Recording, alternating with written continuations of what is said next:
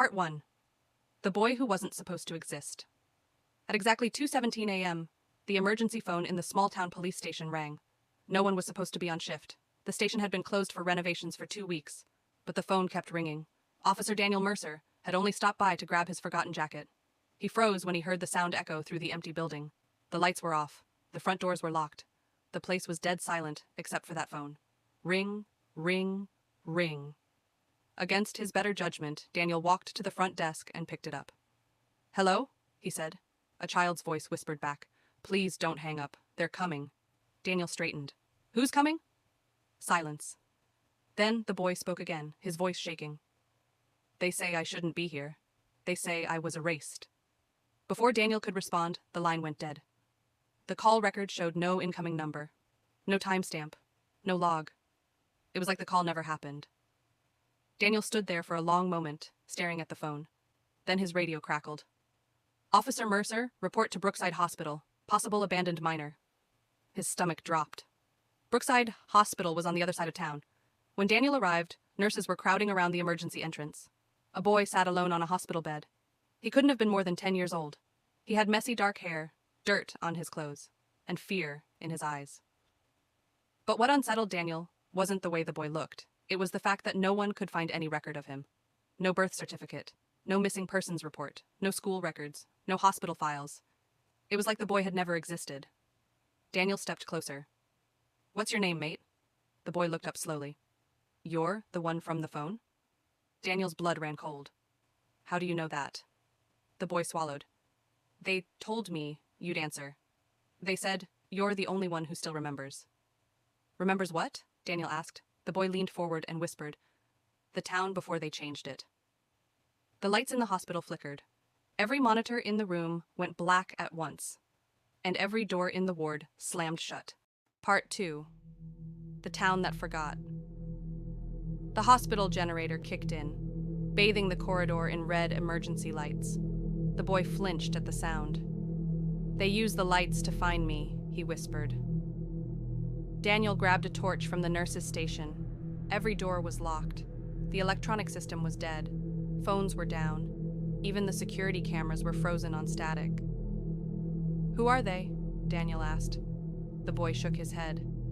"They don't have faces, not anymore." That was when Daniel noticed something wrong with the reflection in the glass doors. His own face stared back at him, but the boy had no reflection at all.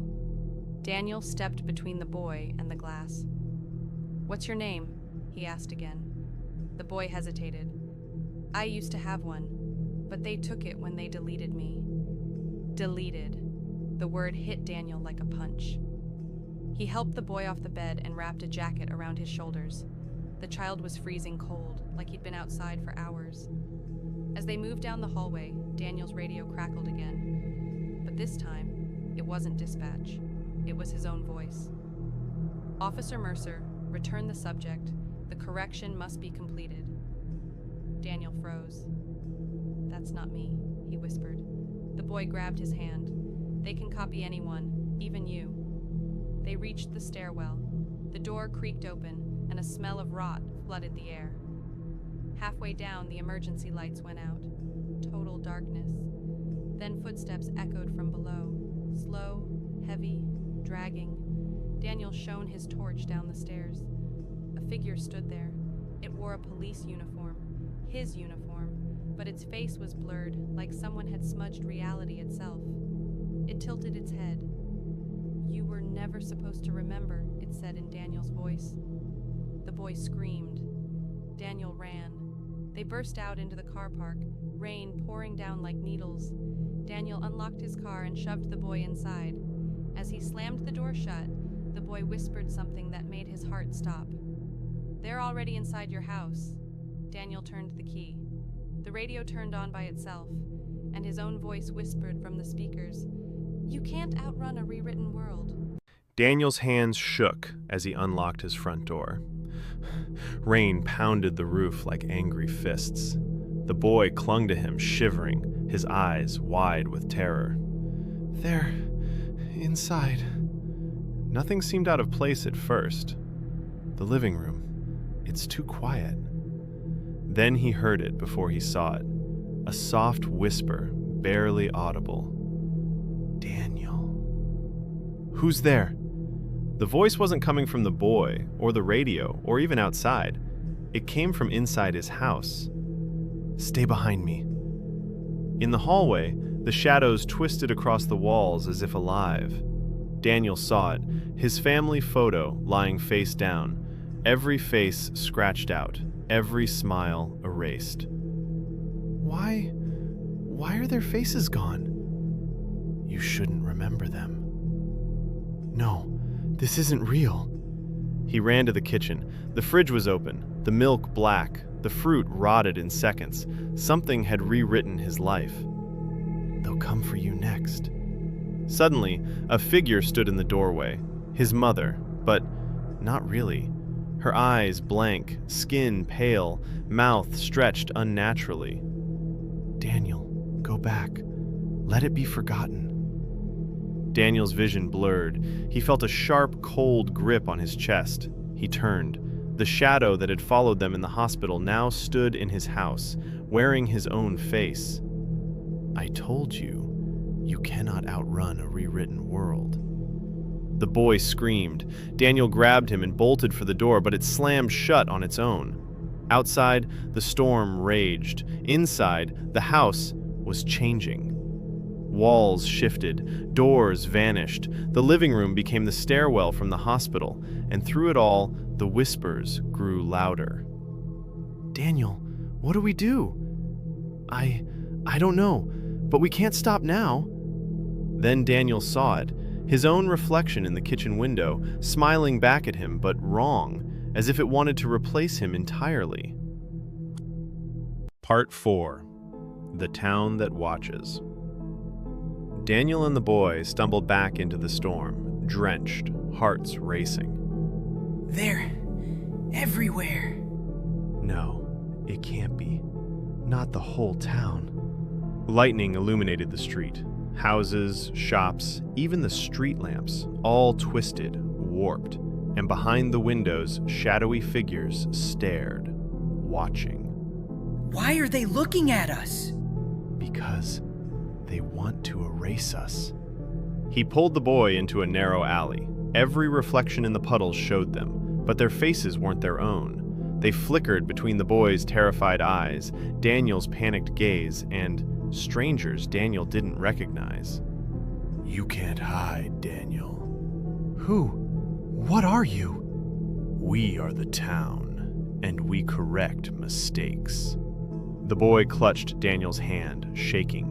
He looked up and whispered something that made Daniel's blood run cold. They said you forgot me before, but I remembered you. What does that mean? A low hum started beneath their feet. The alley seemed longer, stretching impossibly. Shadows began to crawl along the walls, reaching for them with fingers that were not quite human. Run! They sprinted blindly through twisting streets. Every turn led them to the same place, the old town square. And there, in the center, a giant clock tower hung frozen at 2:17 a.m. It's the same time as the call!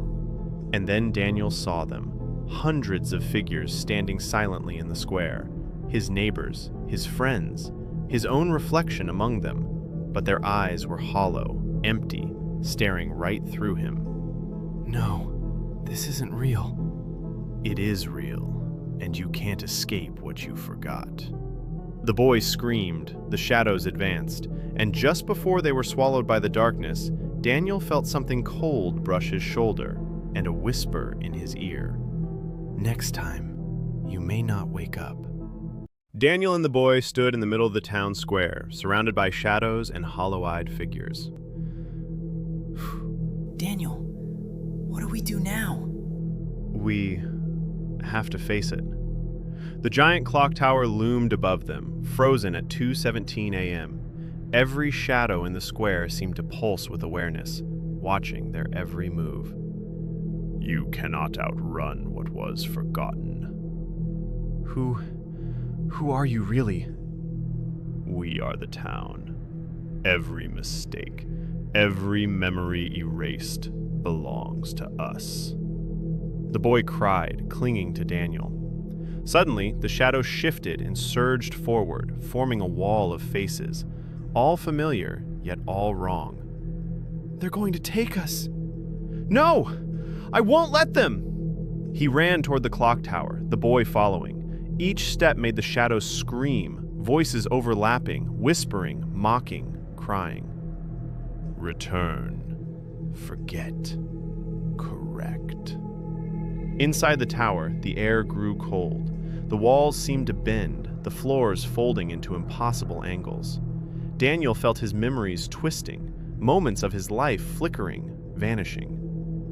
"Daniel, I'm scared." I know. At the top, they found a mirror, framed in black smoke. Daniel looked in and froze. His reflection, or the thing pretending to be him, grinned back, a silent scream frozen on its face. "It's time to replace you." The boy screamed and held Daniel's hand. Daniel closed his eyes, and suddenly, everything went black. When he opened them, he wasn't in the square anymore. He was in a quiet room, walls white and blank. The boy was gone. The town was gone. "No. Where is he?" A whisper came from the corner of the room. "You survived, but the correction is not over." Daniel turned slowly. In the corner, shadows writhed, waiting, and in that moment, he understood. This was only the beginning.